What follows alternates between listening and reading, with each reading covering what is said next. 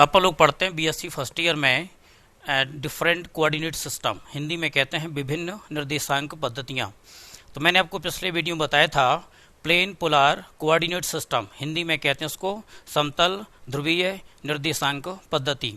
ठीक है, तो उसके बाद अपन जो नया है नेक्स्ट कोऑर्डिनेट सिस्टम है, निर्देशांक पद्धति है, उसके बारे में हम अध्ययन करते हैं। तो उसका जो नेम है वह होता है spherical coordinate system, spherical coordinate system. Spherical coordinate system, ठीक। इसको अपन हिंदी में कहते हैं गोली निर्देशांक पद्धति।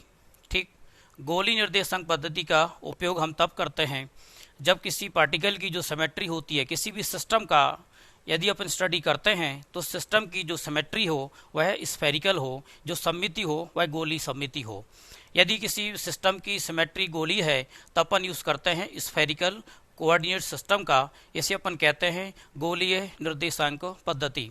ठीक है, तो जैसे यदि हम इसके एग्जाम्पल देखना चाहें कि स्फेरिकल सिमेट्री की एग्जाम्पल क्या है, हम जानते हैं जब कोई इलेक्ट्रॉन न्यूक्लियस के अराउंड मूव करता है, इलेक्ट्रॉन न्यूक्लियस के अराउंड मूव करता है, तो जो इलेक्ट्रॉन का मोशन होता है अराउंड द न्यूक्लियस, यह जो होता है यह स्फेरिकल सिमेट्री के अंडर आता है।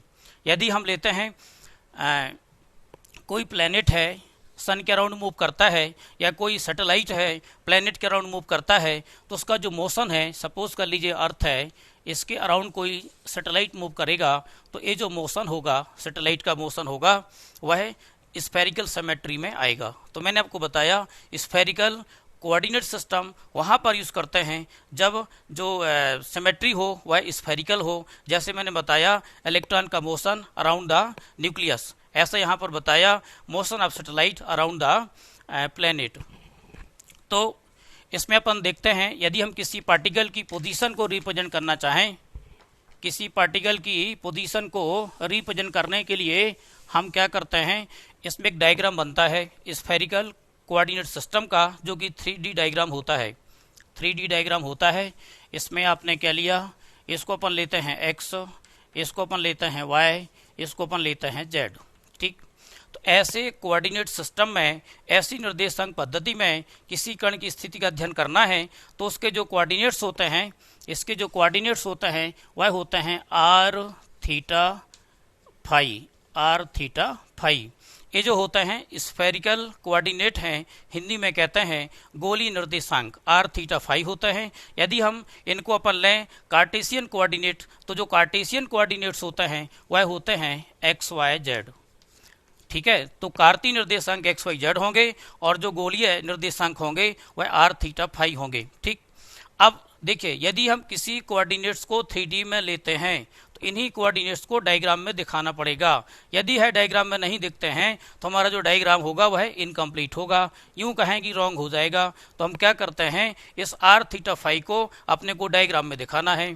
तो हम क्या करते हैं, ये जो आपका z एक्सिस है, यहाँ पर कोई आपने पॉइंट P ले लिया, ठीक है, और इसका जो पोजीशन वेक्टर है वह अपन ने दे दिया r वेक्टर। पॉइंट P का पोजीशन वेक्टर r वेक्टर है, तो इस पॉइंट P की ही पोजीशन को एक्सप्लेन करने के लिए, व्यक्त करने के लिए हम spherical coordinate r, theta, phi लेते हैं। तो मैंने यहाँ पर r दिखा दिया। r का यदि हम मॉडुलस लेना चाहें तो इसका modulus r vector equal to r हो जाएगा। यहाँ पर अपन को थीटा दिखाना है, तो जो थीटा होता है वह z एक्सिस है। सपोज करिए ओरिजिन है, इस z एक्सिस से इस पोजीशन वेक्टर OP वेक्टर के बीच जो एंगल बनता है इसको अपन लेते हैं थीटा। क्या लेते हैं, थीटा। ठीक है, तो थीटा का वेरिएशन आता है या 0 to पाई आता है, थीटा का जो वेरिएशन आता है या 0 to पाई आता है। तो यदि हम इसको यूनिट वेक्टर यहाँ डायग्राम में दिखाएं, देखिए किसी भी पोजीशन को दिखाने के लिए वह यदि वह मैग्नीट्यूड रखने के साथ साथ डायरेक्शन रखता है तो अपन को डायग्राम में उसका यूनिट वेक्टर दिखाना पड़ेगा। तो हम क्या करते हैं, थीटा के डायरेक्शन में यूनिट वेक्टर थीटा कैप ले लेते हैं। ये आपका थीटा था, थीटा के डायरेक्शन में हमने यूनिट वेक्टर जो लिया है वह थीटा कैप ले लिया। ठीक है, सिमिलरली यहाँ पर यदि हम r के डायरेक्शन में पोजीशन वेक्टर लेना चाहें इसको, तो अपन r कैप ले सकते हैं। r के डायरेक्शन में r कैप, थीटा के डायरेक्शन में थीटा कैप लेते हैं। ठीक है, तो जो आर है यह बताता है रेडियल पोजीशन को, आर जो है यह बताता है रेडियल पोजीशन को। देखिए ये जो रेडियल पोजीशन है स्टार्ट होती है ओरिजिन से, देयरफॉर इसका जो वैल्यू है यह 0 टू इन्फिनिट तक वेरी होता है। 0 टू ओरिजिन से है तो यहाँ जो पोजीशन होगा ओरिजिन पर वह 0 होगा। यदि हम आगे इसका वैल्यू देखते हैं तो इन्फिनिट तक वेरिएशन इसका आता है, तो इसका जो रेंज हो गया या 0 टू इन्फिनिट हो गया। यदि हम थीटा की बात करें तो जो थीटा होता है यह कहलाता है angular position. Angular position Hindi में कहते हैं कोणीय स्थिति। इस थीटा का जो वेरिएशन आता है या 0 से पाई जाता है। कहाँ से जाएगा? 0 से पाई जाता है। अब अपने को यहाँ से क्या करता है, ये देखिए एक्स वाई प्लेन है, ये जो है एक्स वाई प्लेन है, यहाँ पर हम एक प्रोजेक्शन लेते हैं। प्रोजेक्शन का मतलब प्रक्षेप होता है। एक प्रोजेक्शन सपोज कर लीजिए हमने एक पॉइंट यहाँ से प्रोजेक्शन ले लिया और इसको अपन एक यहाँ से ड्रा कर दिया परपेंडिकुलर। ये जो अपन एंगल लेते हैं वह एंगल लेना होता है 90। ठीक, ये जो प्रोजेक्शन है एक्स एक्सिस से जो एंगल बनाएगा इस एंगल को अपन फाई लेते हैं। एंगल जो लेते हैं वह फाई लेते हैं। ये जो फाई होता है इस फाई का जो नेम होता है यह एजिमुथल पोजीशन है। इसको अपन हिंदी में द्विअंशी स्थिति कहते हैं। जो फाई का वेरिएशन आता है या 0 से 2 पाई जाता है। फाई का जो वेरिएशन जाता है 0 से 2 पाई जाता है, बिकॉज ये जो पूरे ग्राउंड लेगा, जब पूरा साइकिल लेगा एक्स एक्सिस पर है तो सब जानते हैं एक्स वाई जेड जो होते हैं म्यूचुअली परपेंडिकुलर होते हैं, तो जो पूरा एंगल आता है वह आपका 360 डिग्री आ जाता है। ठीक है, तो जो फाई का वेरिएशन आता है या 0 से 2 पाई जाता है। ठीक, अब अपन को क्या करना है, मैंने आर डायग्राम में दिखा दिया, थीटा दिखा दिया और फाई दिखा दिया। आर दिखाया, आप ये देख लीजिए, इसको थीटा कहते हैं, इसको फाई कहते हैं, इनके नेम बताए थे। इसको बोलते रेडियल पोजीशन, इसको बोलते एंगुलर पोजीशन, इसको बोलते एजिमुथल पोजीशन। आर का जो वेरिएशन बताया था 0 टू इन्फिनिट होता है। थीटा का जो वेरिएशन बताया था वह 0 से पाई जाता है। जो फाई का वेरिएशन बताया था वह 0 से 2 पाई जाता है। अब हम क्या करेंगे, ये जो कार्टेशियन कोऑर्डिनेट्स 3D में एक्स वाई जेड होते हैं इनके बीच हमें रिलेशन सर्च आउट करना है, फाइंड आउट करना है relation between Cartesian coordinate and spherical coordinate system के बिटवीन। तो हम रिलेशन सर्च करते हैं एक्स वाई जेड और आर थीटा फाई के बीच। तो हम क्या करते हैं, यहाँ से अपन एक इस लाइन को ज्वाइन कर देते हैं। इस लाइन को ऐसे ज्वाइन कर दिया। ये जो है आपका थीटा है, ये एंगल अपन लेते हैं 90। ठीक, पिछले वीडियो में मैंने आपको बताया था जो आर है ये जा रहा हाइपोटेनियस में, जो वैल्यू जाता है हाइपोटेनियस में इसको हिंदी में कर्ण कहते हैं। जो वैल्यू कर्ण की दिशा में जाता है इसको हम बेस में और ले जाते हैं परपेंडिकुलर में, इन्हीं को हम इसके कंपोनेंट कहा करते हैं। यदि हम आर को बेस में ले जाएं तो जो आर का कंपोनेंट होगा यह हो जाएगा आर कॉस थीटा। ठीक है, क्यों? मैंने उस दिन आपको बताया था कि जो कॉस थीटा होता है वह होता है बेस अपान हाइपोटेनियस, हिंदी में कहते हैं आधार बटे कर्ण। सपोज करिए यहाँ पर जो पॉइंट है वो ए है, यहाँ जो पॉइंट है वह बी है। यदि हम यहाँ पर पॉइंट सी ले लें तो हमारा जो बेस बनेगा ये थीटा है 90 है, तो जो बेस बनेगा वह आपका बनेगा ओ सी, और जो बनेगा हाइपोटेनियस ये जो होगा ये आपका हो जाएगा आर। तो कॉस थीटा हो गया ओ सी अपान आर। यदि हम ओ सी का वैल्यू निकाल दें तो ये जाएगा आर कॉस थीटा। इसको अपन कहते हैं बेस का कंपोनेंट। तो इस प्रकार से मैंने इस आर को एक कंपोनेंट बेस में ले गया तो ये हो गया आर कॉस थीटा। सिमिलरली यदि हम आर को ले जाते हैं परपेंडिकुलर में, ये जो है आपका परपेंडिकुलर है, यदि हम इसको यहाँ ले जाएंगे तो ये आपका हो जाएगा आर साइन थीटा। क्या हो जाएगा? R sine theta.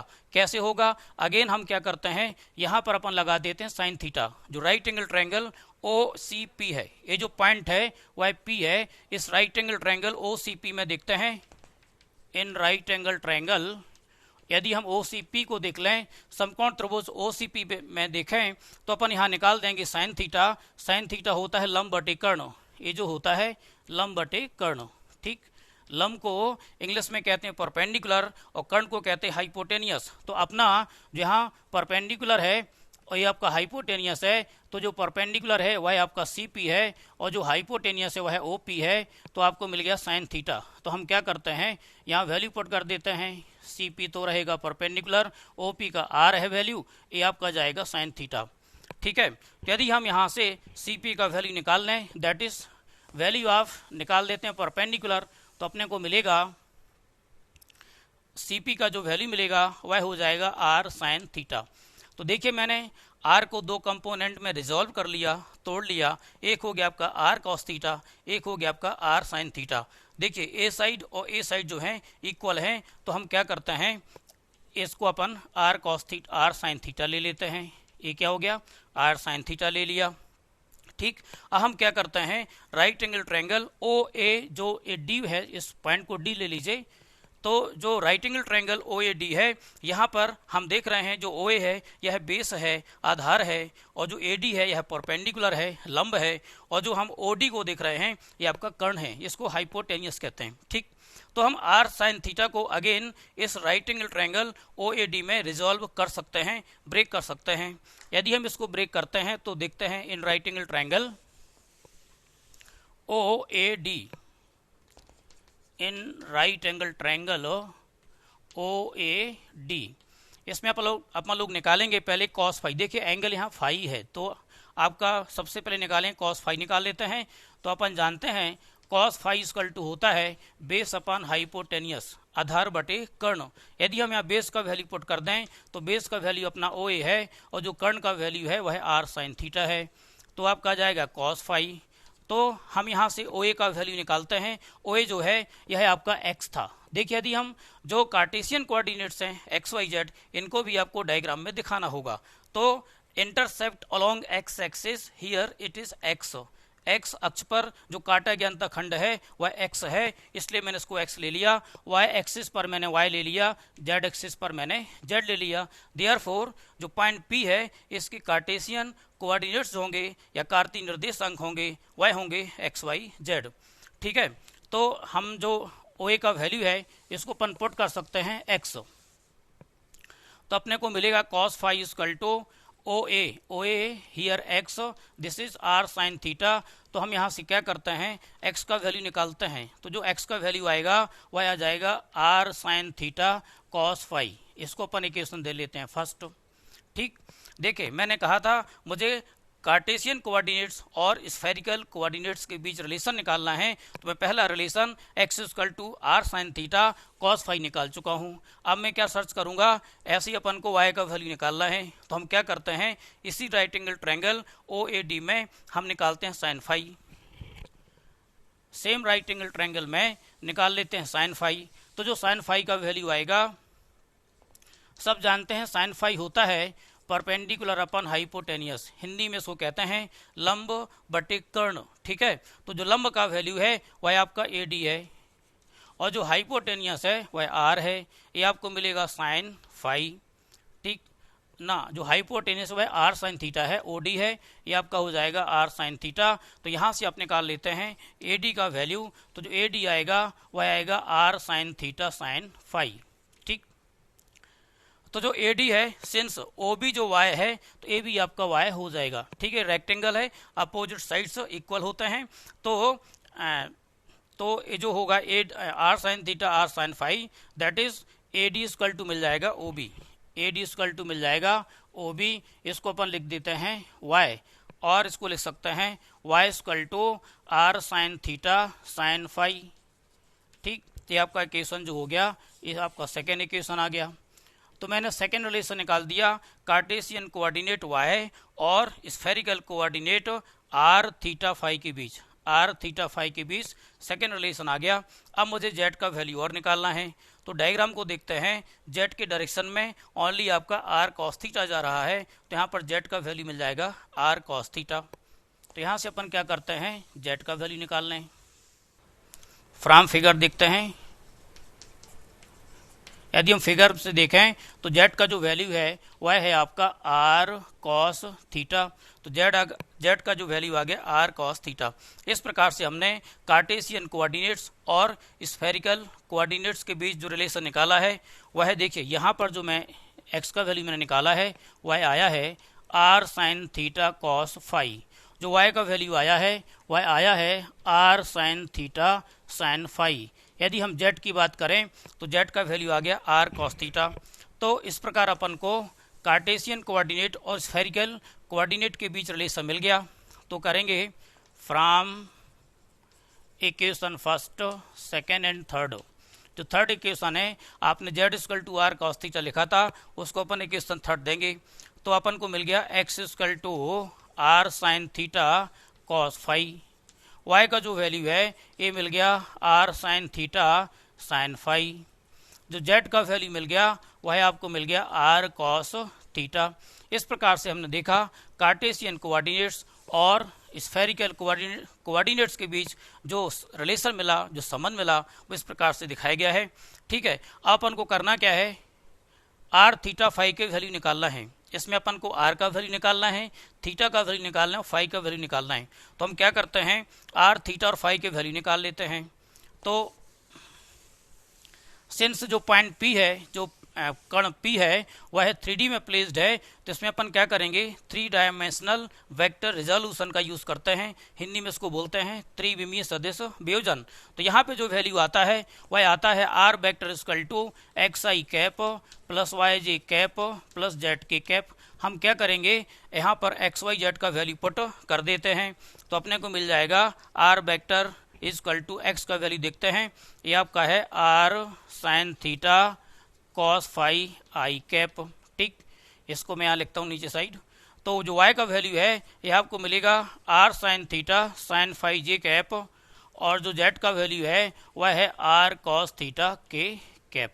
ठीक, तो अपना आर वेक्टर का वैल्यू आ गया। यदि हम आर, ठीक है, आर वेक्टर ही अपन को चाहिए है, तो अपना आर वेक्टर आ गया। इसके बाद अपन को क्या निकालना है, थीटा का वैल्यू निकालना है। तो थीटा देखिए यहाँ पे जो टेन थीटा है, right angle triangle O C P लेते हैं, तो जो टेन थीटा है वह आपका आ जाएगा, देखिए ये जो आपका आर है ये आपका आर साइन थीटा है, ये आपका एक्स है, ये आपका वाई है, ये हाइपोटेनियस ओडी है। तो यहाँ पर हम क्या करते हैं, हाइपोटेनियस का वैल्यू निकाल लेते हैं, root of x square plus Y square from PGT. Pythagoras theorem लगा दीजिए, पाइथागोरस प्रमेय लगा दीजिए, तो उसमें आपको ओडी का जो वैल्यू मिलेगा वह मिलेगा root of x square plus Y square. Since ये जो साइड हैं आपकी इक्वल हैं, ए साइड और ये साइड आपके इक्वल होंगे, तो आपको यहाँ जो मिलेगा वह मिल जाएगा x square plus root of x square plus Y square. तो हम यहाँ पर क्या करते हैं, इन राइट एंगल ट्रायंगल लेते हैं ओ सी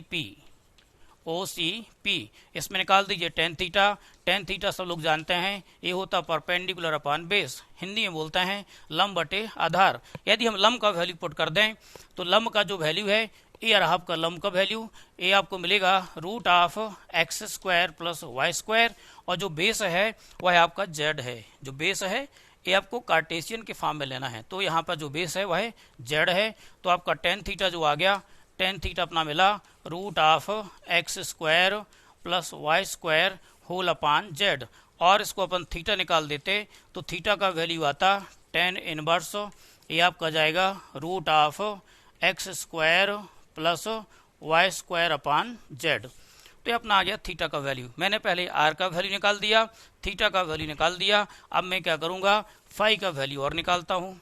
ठीक है, तो फाई का यदि हम वैल्यू निकालते हैं तो अपन लोग यूज़ करेंगे right angle triangle O A D. Diagram में देख लेते हैं right angle triangle O A D.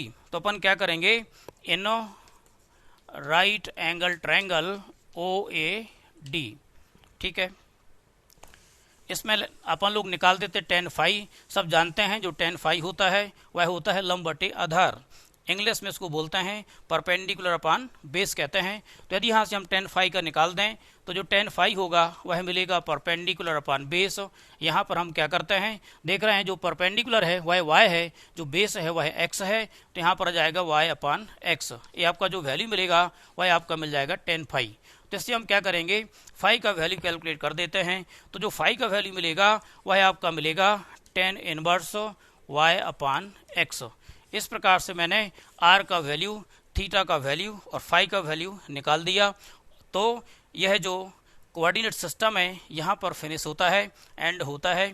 ठीक है, ठीक है, तो इसको ध्यान रखना है, हमको सबसे पहले इसमें इनके बीच रिलेशन सर्च करना है, x y z find out करना है रिलेशन एक्स वाई जेड और आर थीटा फाई के बीच, वही मैंने किया।